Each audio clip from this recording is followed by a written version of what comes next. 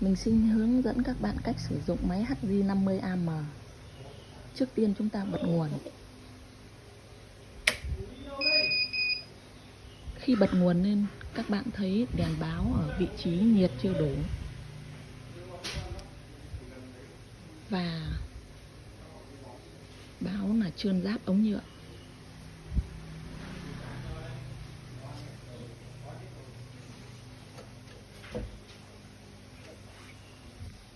Khi giáp ống nhựa xong, các bạn thấy đèn đã ngưng báo. Chúng ta giáp giá đựng giấy vụn.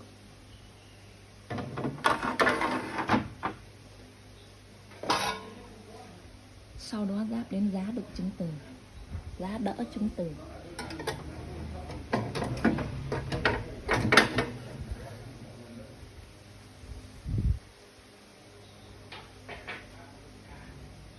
Cố định giá đỡ bằng 2 ốc vít ở hai bên.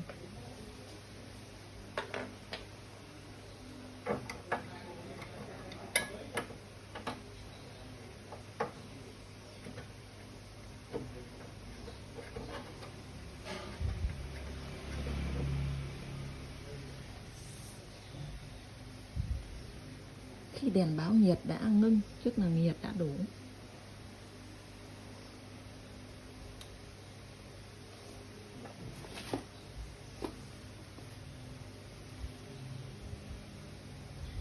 chúng ta ấn nút khoan.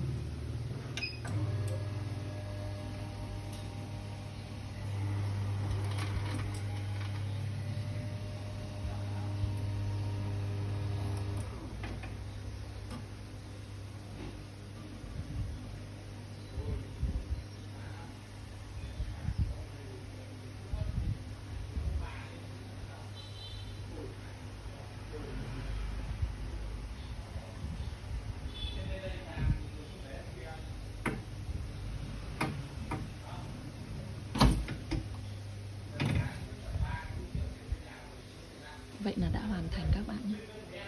Mình sẽ hướng dẫn thêm các bạn cách thay ống nhựa.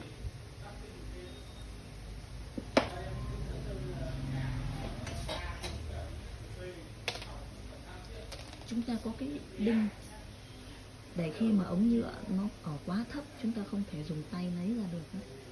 Thì chúng ta sẽ lấy cái đầu nhọn này, cắm chặt vào ống nhựa và rút ra.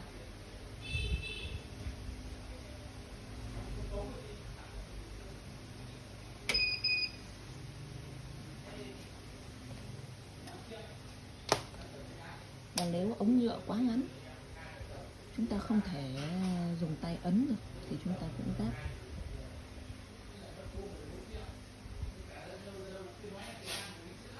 như này và dùng cái đinh này để ấn ống nhựa xuống.